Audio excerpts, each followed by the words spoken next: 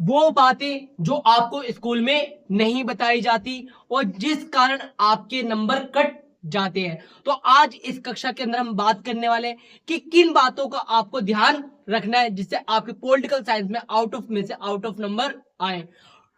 ये बातें जो आपको बना देंगी टॉप। बेटा किस प्रकार से आपको पेपर में लिखना है, किस प्रकार से नहीं लिखना, ये बेटा फर्स्ट टर्म का क्या है आपका पेपर हुआ था, वो आपको सोल्व करवाया जा रहा है कि आपको किस प्रकार आपको पेपर में लिखना है। बेटा पहला क्वेश्चन है, what is the maximum strength of Lok Sabha. बेटा लोकसभा के अंदर आपको पता है अभी प्रेजेंट टाइम में कितनी सीटें 543 है। कितनी है बेटा? 543 है। पर मैक्सिमम सीटें कितनी बेटा? 552 है। 552 सीटें क्या है लोकसभा के अंदर अधिकतम सीटें है। बेटा इसमें पूछा गया था संविधान की शक्ति क्या है, संविधान का कार्य बताओ। सरकार की शक्ति और जिम्मेदारियां तय करना किसका है बेटा? संविधान का कार्य है।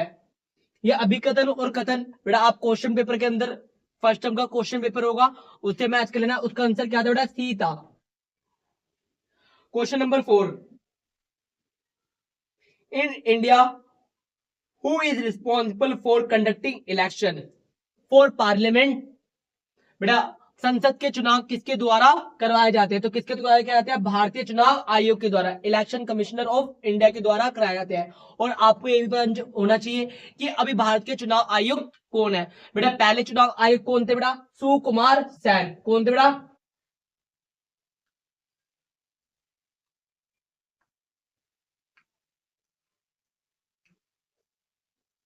और अभी कौन है बेटा? Gyanesh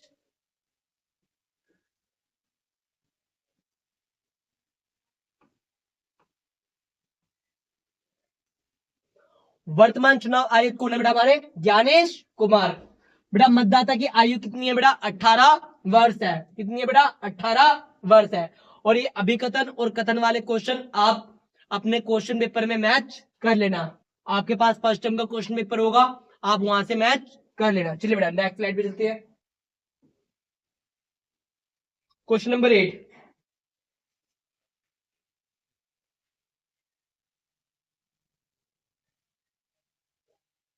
who is the jury head of the union educative in India. भारत में कार्यपालिका का अध्यक्ष कौन होता है? मतलब सबसे ज्यादा महत्वपूर्ण पद भारत में कौन सा है बेटा? राष्ट्रपति का है। कौन सा बेटा? राष्ट्रपति का। और लोकसभा का चुनाव कितने वर्ष बाद होता है? 5 वर्ष बाद होता है। और ये बेटा मैचिंग थे जिसके अंदर बेटा लोकसभा को क्या कहते हैं? लोअर हाउस कहते हैं। लोकसभा को क्या कहते हैं बेटा? लोअर हाउस कहते हैं।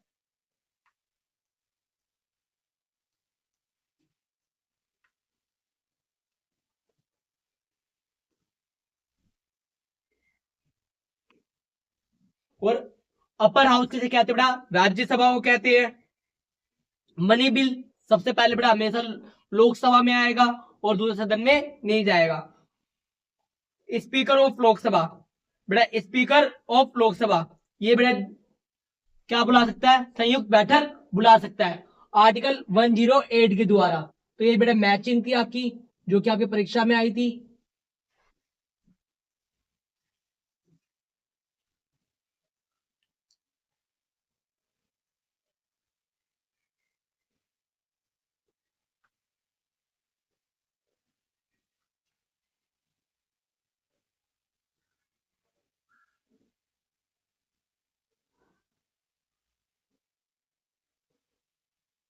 विच house of the Indian parliament is considered for a permanent house. बेटा परमानेंट हाउस कौन है? हमारा राज्यसभा है जिसका बेटा इनके सदस्यों का कार्यकाल कितने वर्ष का होता है? 6 वर्ष का होता है। कितने वर्ष का होता है? 6 वर्ष का। और हर 2 वर्ष बाद क्या बेटा? एक तिहाई सदस्य क्या होते हैं? रिटायर्ड होते हैं, सेवानिवृत्त हो जाते हैं।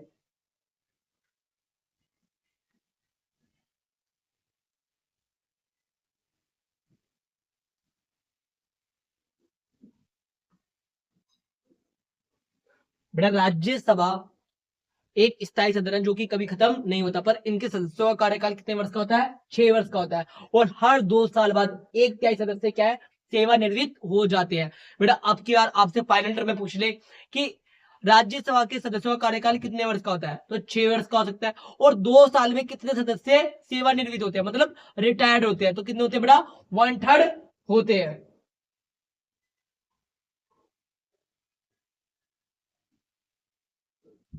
क्वेश्चन नंबर 13, ये मैचिंग है बेटा, आप ये मैचिंग मैच कर लेना अपने क्वेश्चन पेपर में। Give 2 reason why a constitution is important for a country. बेटा संविधान क्यों जरूरी है?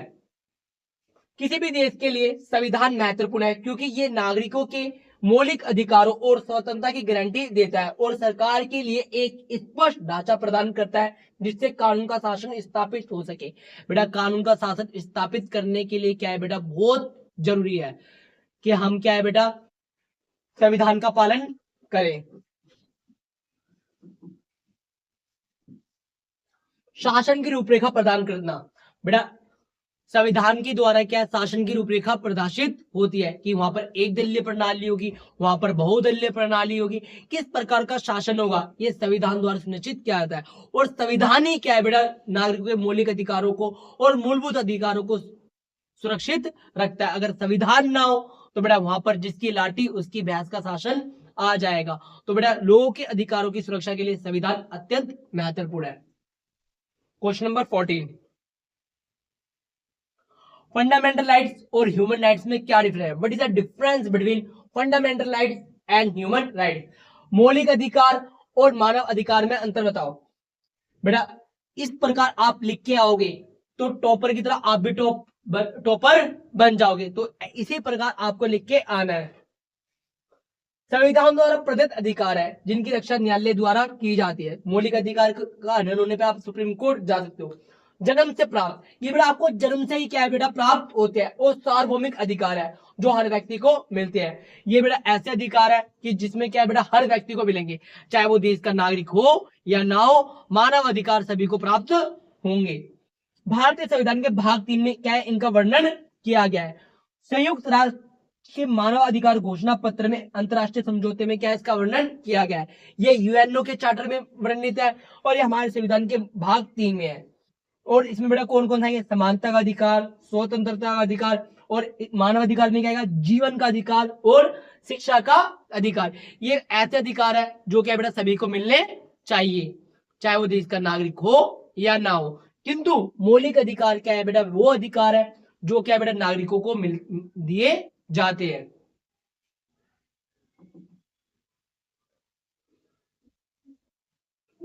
भूमिका, question number 15, what is the first past the post system of election? First past the post प्रणाली किसे कहते हैं?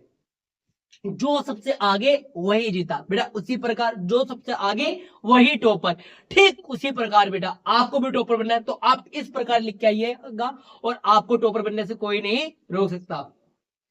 फर्स्ट पास द पोस्ट प्रणाली साधारण बहुमत प्रणाली भी कहा जाता है। इस प्रणाली में किसी भी निर्वाचन क्षेत्र से जो प्रत्याशी सबसे अधिक मत प्राप्त करता है वही विजय होता है। मतलब 50% से कितने भी वोट, एक वोट भी ज्यादा मिल जाए, 1% भी ज्यादा मिल जाए, उसको क्या मान लिया जाएगा? विजयी मान लिया जाएगा।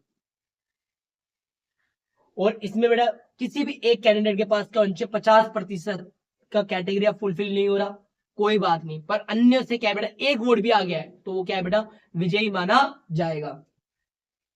राजनीतिक कार्यपालिका सरकार का वह अंग है जिसमें जनता द्वारा चुने गए नेता शामिल होते हैं।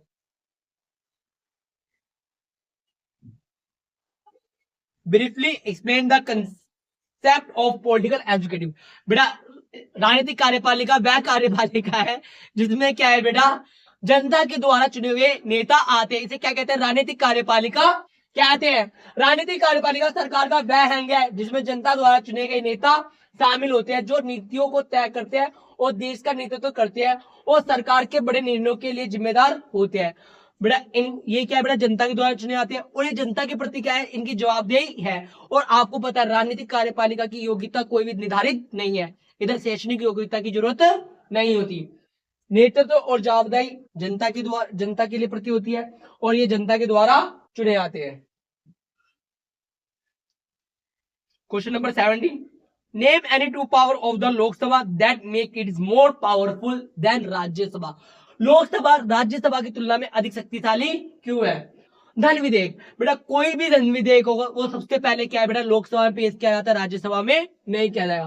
कार्यपालिका पर नियंत्रण। भारत में कार्यपालिका लोकसभा के प्रति उत्तरदायी होती है। लोकसभा में सरकार के खिलाफ अविश्वास प्रस्ताव लाकर उसे हटाया जा सकता है, परंतु राज्यसभा में नहीं। बेटा अगर एक बार राज्यसभा ने मना कर दिया कि भैया हम पास नहीं कर रहे, तो बेटा तो भी क्या है, 14 दिन बाद वो अपने आप ही पास मान लिया जाएगा धन विधेयक। और बेटा अविश्वास प्रस्ताव क्या है बेटा, सिर्फ लोकसभा में लाया जा सकता है, राज्यसभा में नहीं लाया जा सकता। Question number 18, what is the primary role of the opposition in a parliamentary democracy? विपक्ष का महत्व बताओ। विपक्ष का क्या महत्व है? जनता की आवाज।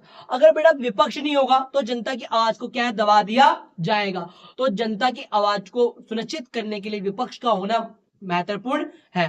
बेटा कई सालों से विपक्ष के नेता की सीट खाली थी और अब वर्तमान समय में लोकसभा के विपक्ष नेता, आप सभी कमेंट सेक्शन में बताना। सरकार की आलोचना और नियंत्रण करना। बेटा इसमें क्या है बेटा, सरकार की गलत नीतियों की क्या की जाती है, आलोचना की जाती है।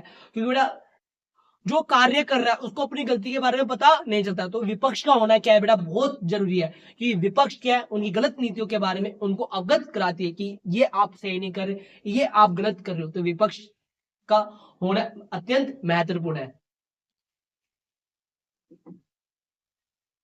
और जो लोकसभा में भी विपक्ष नेता है उनको रागा भी कहा जाता है। तो आपसे भी बताओ किसे रागा कहा जाता है? Question number 19, explain any four types writs is issued by the Supreme Court and High Court for the enforcement fundamental right। बेटा कौन सी रीट है जो हाई कोर्ट और सुप्रीम कोर्ट जारी करते हैं? कोई भी आपको चार बताने की बोलती, आपकी रीट 5 होती है, पर इन्होंने आपसे 4 पूछी है, आप बेटा 5 बता दोगे और अच्छी बात है। और आपको पता होना चाहिए किस आर्टिकल के द्वारा हाई कोर्ट और किस आर्टिकल के द्वारा सुप्रीम कोर्ट रीट जारी करता है। तो आर्टिकल 32 के द्वारा कौन जारी करता है बेटा? Supreme court. कौन जारी करता है? Supreme court. और आर्टिकल 226 के द्वारा कौन जारी करता है बेटा? हाई कोर्ट करता है। कौन करता है बेटा? High court. बंदी प्रतिष्ठीकरण। बेटा बंदी प्रतिष्ठीकरण का मतलब है शरीर को हमारे सम्मुख प्रस्तुत करो। जो आपने गिरफ्तार किया है जिसे, उसे हमारे सम्मुख प्रस्तुत करो। वो दंडित करने लायक है या नहीं है, इसका निर्णय हम करेंगे। परमादेश। परमादेश का मतलब है हम आदेश देते हैं कि अभी के अभी ये कार्य किया जाए। कोवरांटो। कोवरांटो का अधिकार है किस अधिकार से? किस अधिकार से मतलब आप जो कार्य कर रहे हो किस अधिकार से कर रहे हो? उत्प्रेक्षण ले। इसका अर्थ है कि अच्छे प्रकार से सूचित करो। बेटा सुप्रीम कोर्ट और हाई कोर्ट कोई निर्णय चल रहा है उसको क्या है बेटा अपने पास ले सकते हैं कि अच्छे प्रकार सूचित करो। इसके बारे में आपको डीपली जानकारी दो। ठीक है बेटा। और आपकी एक होती है निषेध अधिकार, जिसके अंदर क्या अभी के अभी इस कार्य को रोकना, किसी कार्य को रोकना, मनाही करना, ये निषेध होता है। ये 5 आपकी रेट है जो परीक्षा के दृष्टिकोण से अत्यंत महत्वपूर्ण है। फर्स्ट टर्म में आई है तो बेटा जरूरी है कि आपके फरवरी में जो आपके पेपर है उसमें भी एक प्रश्न आ सकता है।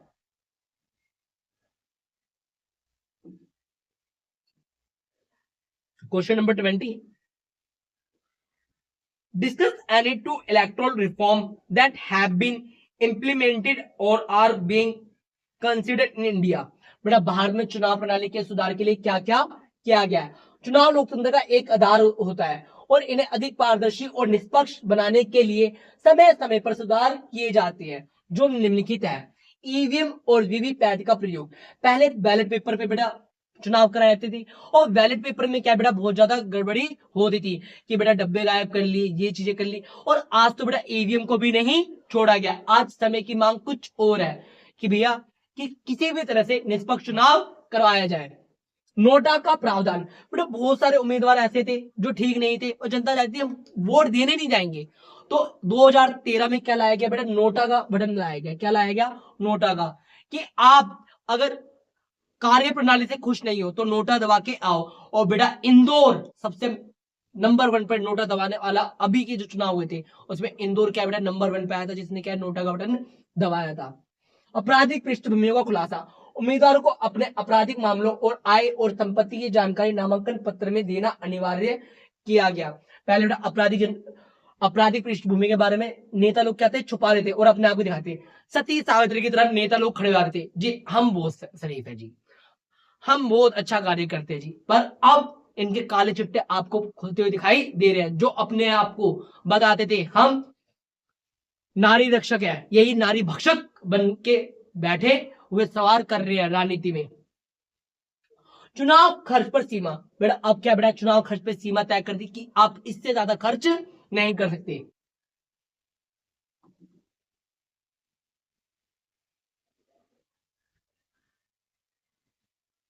Question number 20, difference between the presidential and parliamentary system of educative with 2 points each. Bharat की कार्यपालिका को दो भागों में बांटी जाती है, राजनीतिक कार्यपालिका और स्थायी कार्यपालिका। बेटा स्थायी कार्यपालिका और राजनीतिक कार्यपालिका में दो अंतर बताओ। बेटा राजनीतिक कार्यपालिका और स्थायी कार्यपालिका, बेटा ये जनता के द्वारा चुने जाते हैं और ये बेटा नियुक्त किए जाते हैं। ये बेटा अपनी योग्यता के आधार पर चयनित होके आते हैं।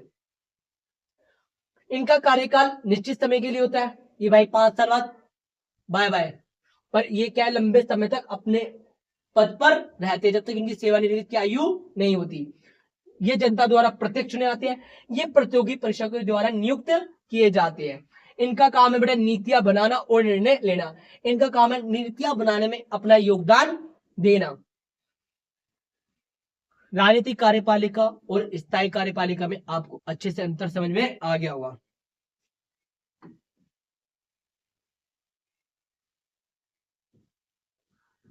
क्वेश्चन नंबर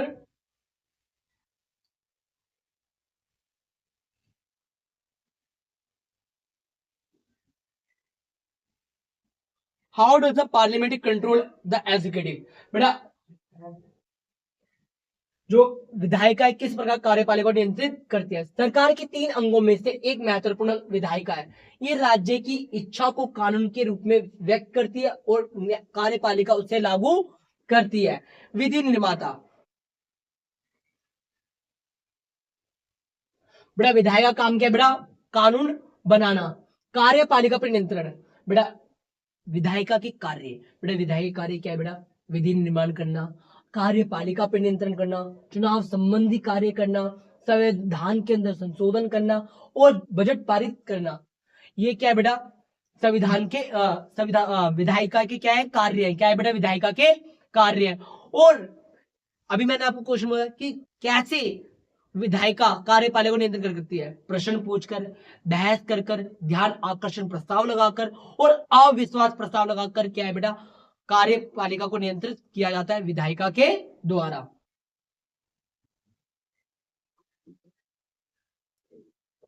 क्वेश्चन नंबर 23, बेटा 21 के जितने भी आपके 22 के अल्टरनेटिव क्वेश्चन थे, जो आपको दो विकल्प आते हैं कि दोनों में से कर दिए, आपको मैंने दोनों ही समझा दिए हैं।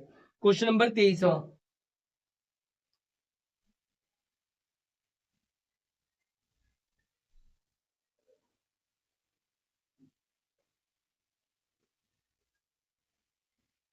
बेटा आपको जुडिशियल रिव्यू बताना है, न्यायिक पुनरावलोकन के बारे में बताना है।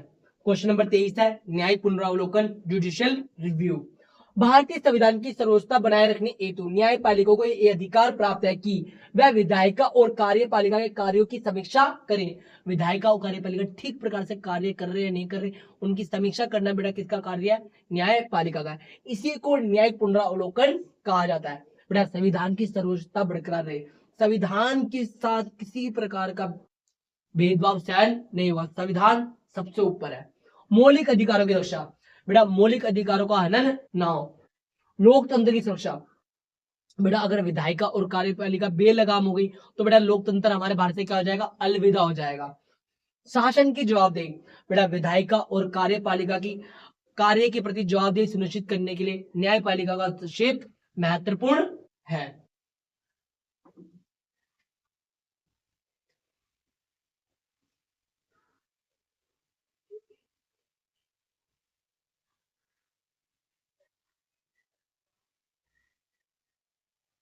ये बेटा कार्टून निशिडे टेबल था।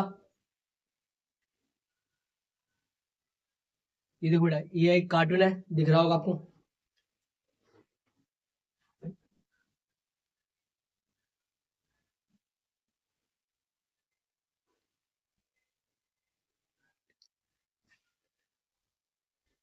तो इस कार्टून से बेटा आपसे क्वेश्चन पूछेगा, what is the cartoon primarily criticise. बेटा इस कार्टून में किसकी आलोचना की जा रही है? चुनावी व्यवस्था द्वारा उत्पन्न असंतुलन।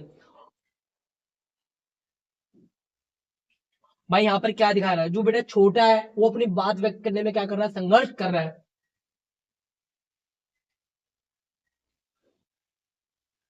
और बेटा इसमें क्या है बेटा, कार्टून में क्या दिखाया गया है, क्या ये हमारी चुनाव प्रणाली को प्रभाव करता है या नहीं करता है। अब बेटा मैप पे आ जाते हैं।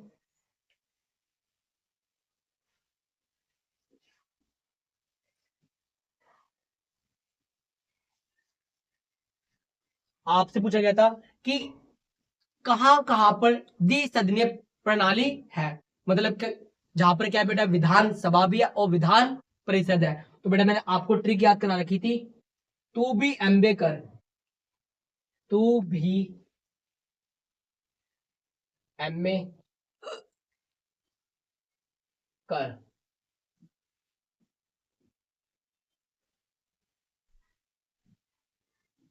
तेलंगाना, उत्तर प्रदेश, बिहार, महाराष्ट्र, आंध्र प्रदेश और कर्नाटक, यहाँ पर क्या है बेटा, द्विसदनीय प्रणाली है, जहां पर बेटा विधानसभा भी है और विधान परिषद भी है। तो बेटा बी में क्या आता, कर्नाटक आता, सी में आंध्र प्रदेश आता, ए में तेलंगाना आता, डी में महाराष्ट्र आता। मैप के अंदर आपको ये पॉइंट शो कर रखे थे, आपको इनके नाम बताने थे। और बेटा इस साल भी अगर मैप आता है तो सेम रिपीट होगा मैप, क्योंकि इसके अलावा दूसरा कोई मैप इंपॉर्टेंट है ही नहीं।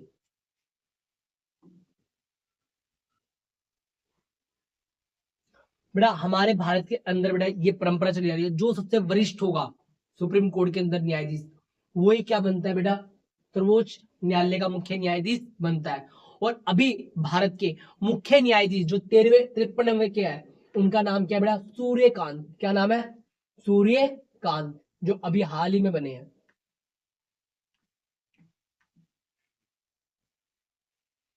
और बेटा किस वरिष्ठ नेता की अनदेखी करके अन्य व्यक्ति को बनाया गया था न्यायाधीश।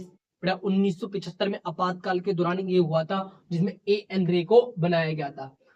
मंत्रिपरिषद, राज्यपाल, मुख्यमंत्री और भारत के मुख्य न्यायाधीश। बेटा क्वेश्चन 26, क्वेश्चन नंबर देखते हैं। ये बेटा पैराग्राफ से रिलेटेड है, तो ये 2 पॉइंट के आंसर यहाँ पर है। आप अपने क्वेश्चन पेपर में पढ़ लेना कि क्वेश्चन में क्या पूछा गया था, क्योंकि इसके अंदर फोटो उसकी नहीं है क्वेश्चन पेपर की, क्योंकि मैंने बच्चे से मांगा था क्वेश्चन पेपर, तो बच्चे ने सही से फोटो क्लिक करके नहीं भेजी है। एक मिनट देखते हैं। What is the political philosophy of जज consider the signify in a judicial appointment.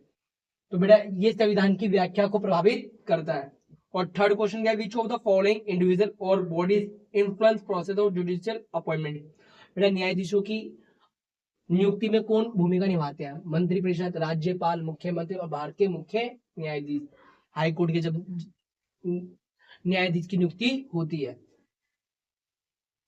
Question number 27, भारतीय संविधान को एक लिविंग कॉन्स्टिट्यूशन क्यों कहा जाता है, जीवन दस्तावेज क्यों कहा जाता है।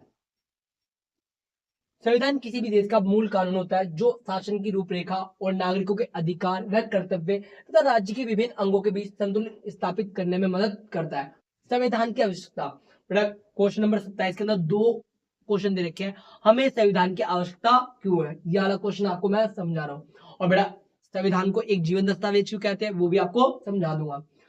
बेटा संविधान की आवश्यकता इसलिए है, नागरिकों के अधिकारों की सुरक्षा के लिए, सरकार की शक्तियों का विभाजन, सरकार की शक्तियों का विभाजन ठीक प्रकार से है, क्योंकि आपको पता है सरकार के 3 अंग है, कार्यपालिका, विधायिका, न्यायपालिका। इन तीनों के बीच ठीक प्रकार से समन्वय बन सके, इसलिए बेटा सरकार की शक्तियों का विभाजन ठीक प्रकार से किया गया है। विविधता में एकता, बेटा आपको पता है भारत विविधता संपन्न देश है और उन सभी के बीच में एकता स्थापित करने के लिए बेटा संविधान का होना बहुत अति आवश्यक है।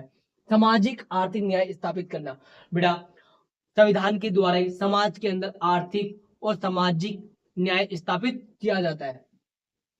संविधान सभा गठन, भारत के संविधान सभा का निर्माण संविधान सभा के द्वारा किया गया था, जो स्वतंत्र रूप से 1946 में बनी थी। और आपको पता है इसमें कितने सदस्य थे बेटा, स्टार्टिंग में 389 और विभाजन के बाद कितने थे बेटा 299। और जब बेटा संविधान पर हस्ताक्षर की बारी आई थी तो कितने लोगों ने हस्ताक्षर किया था, 284 ने। बेटा 15 लोगों की क्या हो गई थी, मृत्यु हो गई थी। और ये काम कब से स्टार्ट होता, 9 दिसंबर 1946 से, और काम खत्म कब हुआ था, 26 नवंबर 1949। 2 साल 11 महीने 18 दिन हमारे संविधान को बनने में लगा था। और 24 जनवरी 1950 को हमारे संविधान पर इतने लोगों ने क्या किया था, हस्ताक्षर किया था।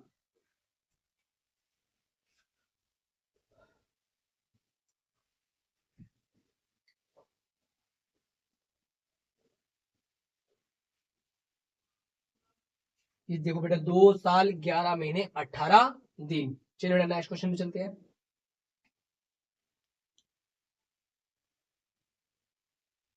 बेटा भारतीय संविधान में दिए गए अधिकारों का वर्णन कीजिए, जिसमें बेटा समानता के अधिकार के बारे में पूछा था कि समानता के अधिकार का उल्लेख कीजिए। Question number 28।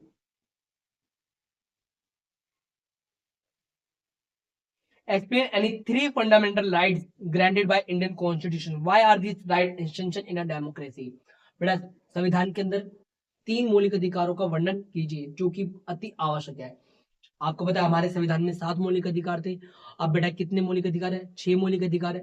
44 संशोधन के द्वारा संपत्ति के अधिकार को हटा दिया गया था और उसको बेटा एक कानून अधिकार अनुच्छेद 300A में क्या है, शामिल कर दिया गया था। तो हमारे मौलिक अधिकार कितने हैं, 6। स्वतंत्रता का अधिकार, समानता का अधिकार, शोषण के विरुद्ध अधिकार, धार्मिक अधिकार, शिक्षा तथा सांस्कृतिक अधिकार और संवैधानिक उपचारों का अधिकार। कोई भी 3 अधिकारों का आपको वर्णन करना था। तो बेटा अब की बार आपसे ये पर्टिकुलर पूछ ले कि भाई ये अधिकारों का वर्णन करो। समानता के अधिकार की जगह पूछ ले स्वतंत्रता का करो, तो बेटा कोई सा भी एक मौलिक अधिकार आपके पेपर में आ सकता है। समानता का अधिकार का वर्णन 14 से 18 में किया गया है। 14 के अंदर कानून के समक्ष समानता, कानून से ऊपर कोई नहीं है और कानून सभी के लिए एक समान संरक्षण प्रदान करेगा। अनुच्छेद 15 में भेदभाव की मनाही, किसी भी व्यक्ति के साथ किसी भी प्रकार से धर्म, जाति, लिंग के आधार पर भेदभाव नहीं किया जाएगा। अनुच्छेद 16 अवसरों की समानता, सभी लोगों को समान अवसर मिलेंगे और विशेष परिस्थितियों में आरक्षण की व्यवस्था भी की गई है। 17 में बेटा छुआछूत की समाप्ति, बेटा जात पात इनके आधार पर बेटा किसी के साथ क्या छुआछूत नहीं की जाएगी। अनुच्छेद 18 में उपाधियों की समाप्ति, बेटा कोई भी व्यक्ति अपने नाम के कोई टाइटल नहीं लगा सकता। जो ब्रिटिशों ने उपाधियां दी गई थी अनुच्छेद 18 के द्वारा उपाधियों की समाप्ति कर दी गई है। और बेटा शिक्षा के क्षेत्र में क्या इनको उपाधि दी जा सकती है, जैसे बेटा आप PhD कर लोगे तो आपके नाम क्या लग जाता है, डॉक्टर लग जाता है। स्वतंत्रता का अधिकार, बेटा स्वतंत्रता के अधिकार का वर्णन अनुच्छेद 19 से अनुच्छेद 22 में किया गया है। अनुच्छेद 19 के अंदर बेटा 6 प्रकार की स्वतंत्रता है। अनुच्छेद 1 में भाषण तथा अभिव्यक्ति का अधिकार, सम्मेलन करने की आजादी, बिना अस्त्र और शस्त्रों के सम्मेलन करने की आजादी है बेटा, संघ बनाने की आजादी है, भ्रमण करने की स्वतंत्रता है, व्यवसाय करने की स्वतंत्रता है। ये सारी स्वतंत्रता बेटा किसमें वर्णित है, अनुच्छेद 19 से 6 में वर्णित है।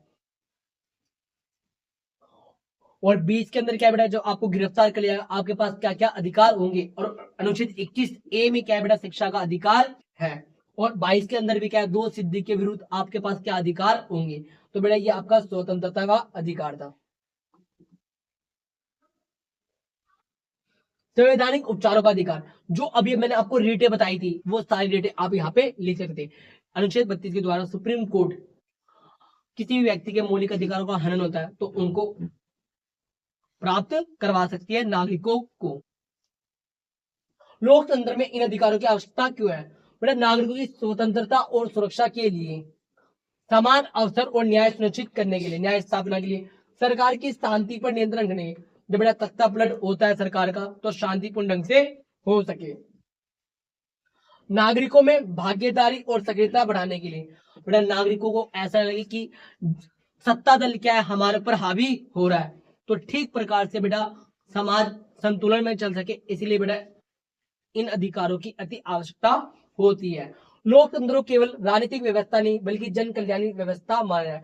लोकतंत्र को केवल राजनीतिक व्यवस्था नहीं बल्कि क्या माना जाए, जन कल्याणकारी व्यवस्था माना है। क्योंकि बेटा राजनीति का मतलब ही क्या है बेटा, राज्य करना, तो राज बेटा जनता के दिलों पे करना, ना कि उनके ऊपर करना।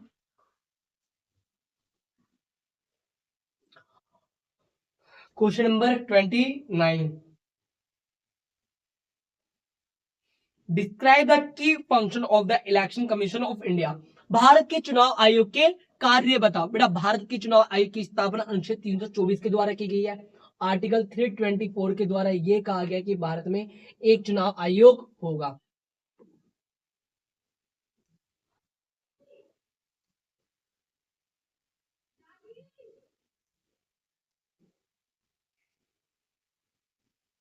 और अभी हमारे चुनाव आयोग कौन है, ये मैंने अभी थोड़ी देर पहले बताया था वीडियो में। सभी कमेंट सेक्शन में कमेंट करके बताया कि वर्तमान चुनाव आयोग कौन है और प्रथम चुनाव आयोग कौन थे।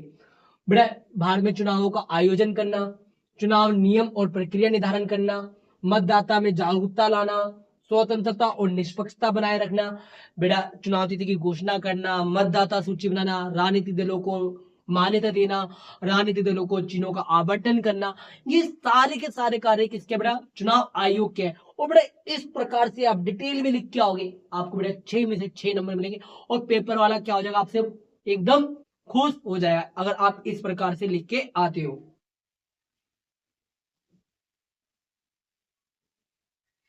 स्वतंत्र और निष्पक्ष चुनाव क्या सुनिश्चित किए जा सकते हैं।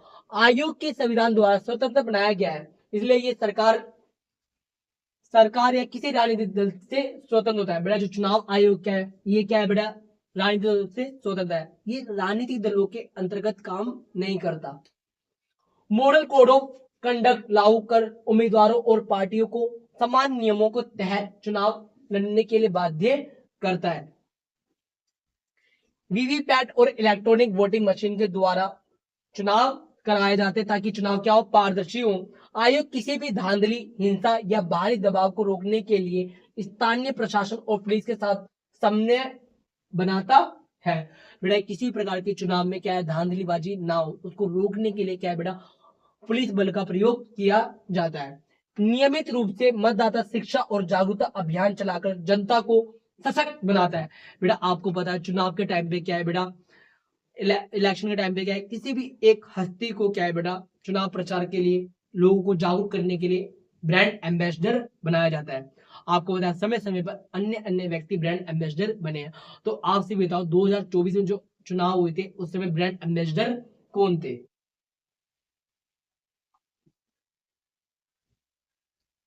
क्वेश्चन नंबर 30,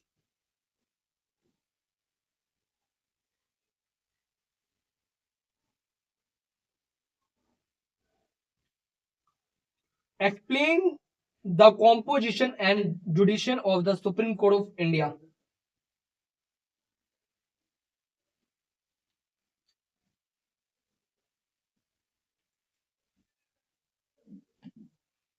बेटा भारत के सर्वोच्च न्यायालय की स्थापना बेटा कब की गई थी बेटा, 26 जनवरी 1950 में की गई थी। और कौन सा आर्टिकल के द्वारा की गई थी, आर्टिकल 124 के द्वारा हमारी किसकी स्थापना की गई है, सुप्रीम कोर्ट की। और कहा की गई है, नई दिल्ली में की गई है। और कब की गई है बेटा, 26 जनवरी 1950 को।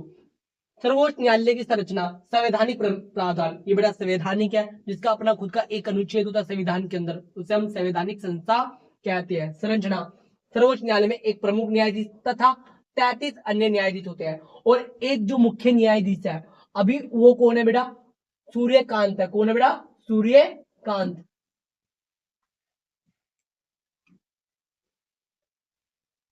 और जब सुप्रीम कोर्ट बनाए गए थे तब हमारे भारत के प्रथम मुख्य न्यायाधीश कौन थे, हीरालाल जय कन्हैया। नियुक्ति, न्यायाधीशों की नियुक्ति भारत के राष्ट्रपति द्वारा की जाती है। कार्यकाल, इनका न्यायाधीश बेटा कितने वर्ष का होता है, 65 वर्ष का होता है। हटाने की प्रक्रिया, उन्हें केवल संसद द्वारा महाअभियोग की प्रक्रिया के माध्यम से ही हटाया जा सकता है या जब उनकी आयु हो गई हो। सर्वोच्च न्यायालय का क्षेत्राधिकार, बेटा सर्वोच्च न्यायालय के कुछ क्षेत्राधिकार है। प्रारंभिक क्षेत्राधिकार, अपीली क्षेत्राधिकार, मूल अधिकारिता, राज्यों के बीच में बंटवारा हो, मतलब दो राज्यों के बीच में कुछ विवाद हो, या दो सरकारों के बीच में विवाद हो, या केंद्र राज्य सरकार के बीच में विवाद हो, इसे हम प्राथमिक क्षेत्र अधिकार कहते हैं। ये सीधा क्या बेटा सुप्रीम कोर्ट में जाएंगे। या कोई मौलिक अधिकार से जुड़ा हुआ, या संविधान के अंतर्गत कोई चीज ऐसी हो रही हो जो संविधान के मूल ढांचे को क्या कर सकती है, प्रभावित कर सकती है, तो वो केस सीधा कहां जाएगा बेटा, सुप्रीम कोर्ट में जाएगा। Appeal, out that, not out. तो बेटा आपको लग रहा है कि आउट है तो आप क्या लेते हो, डीआरएस। तो आपने क्या करी बेटा, अपील करी। क्या करी, अपील करी। तो बेटा अपील कर दी जाए कि ये मुद्दा सुप्रीम कोर्ट में सुनने लायक है, तो बेटा ये कहां चला जाएगा, सुप्रीम कोर्ट चलेगा। जब हाई कोर्ट ये प्रमाणित कर दे, जब हाई कोर्ट ये प्रमाणित कर दे कि ये मुकदमा सुप्रीम कोर्ट में सुनने लायक है, तो बेटा वो मुकदमा कहां चला जाता है, सुप्रीम कोर्ट चला जाता है। या आप जब किसी डिसीजन से खुश नहीं हो, तब भी आप हाई कोर्ट के डिसीजन को चुनौती करने के लिए सुप्रीम कोर्ट जा सकते हो। परम आदेश, आर्टिकल 143 में क्या है बेटा, ये व्यवस्था की गई है कि सर्वोच्च न्यायालय का न्यायाधीश राष्ट्रपति को सलाह दे सकता है, पर राष्ट्रपति माने या ना माने उनका मन। न्यायिक पुनरावलोकन, अपने ही दिए गए निर्णय पे दोबारा विचार करना क्या कहलाता है, न्यायिक पुनरावलोकन कहलाता है। मौलिक अधिकारों की रक्षा, और बेटा इन्हीं के द्वारा क्या है बेटा, मौलिक अधिकारों की रक्षा की जाती है। इन्हें ही मौलिक अधिकारों का संरक्षक कहा जाता है।